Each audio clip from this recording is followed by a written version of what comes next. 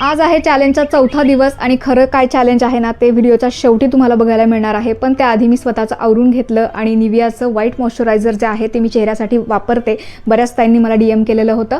त्यानंतर कालचा जो मी कॉमेडी व्हिडिओ अपलोड केला होता ना तर त्याच्यामध्ये 2-3 ताईंची कमेंट आली होती की ते वेणीला तू काय लावलेलं आहेस, केस तर तुझे खूप पातळ आहेत.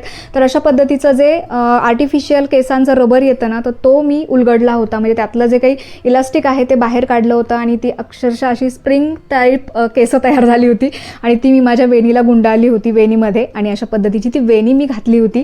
तर थँक्यू सो मच, तुम्ही खूप छान ऑब्झर्वेशन केलं होतं कालच्या व्हिडिओचं. आणि ज्या कोणी ताईंना प्रश्न पडला होता ना तर अशा एक्सेसरीज आपण नक्कीच करू शकतो. तर पुढचं आपलं जे चॅलेंज आहे ना ते आपल्या प्रत्येक बाईचं आहे की तू तुझ्या आठवड्याचं नियोजन कसं करते, भाज्यांचं असेल, नाश्त्यांचं असेल, कशा पद्धतीने करते.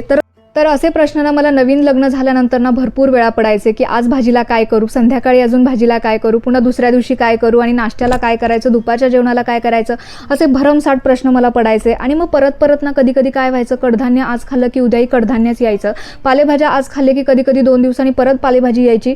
म्हणून मग मी काय केलं, एक प्रकारे नियोजनच केलं होतं तेव्हापासून. तर आठवड्याचे जे काही 7 वार असतात ना अशा पद्धतीचं असतात, तुम्ही आलटून पालटून करू शकता. तर मी जे नियोजन केलंय ना ते एक दिवस फळभाज्या, एक दिवस पालेभाज्या, एक दिवस शेंगभाज्या, एक दिवस कडधान्य असतं, एक दिवस दुधापासून बनवलेले पदार्थ असतात, एक दिवस असतो नॉनव्हेज, खात असाल तुम्ही तर अशा पद्धतीने करू शकता, आणि एक दिवस असतो स्पेशल घरगुती भाज्या. तर माझं नियोजन जर तुम्हाला आवडलं असेल तर लाईक, कमेंट आणि शेअर नक्की करा.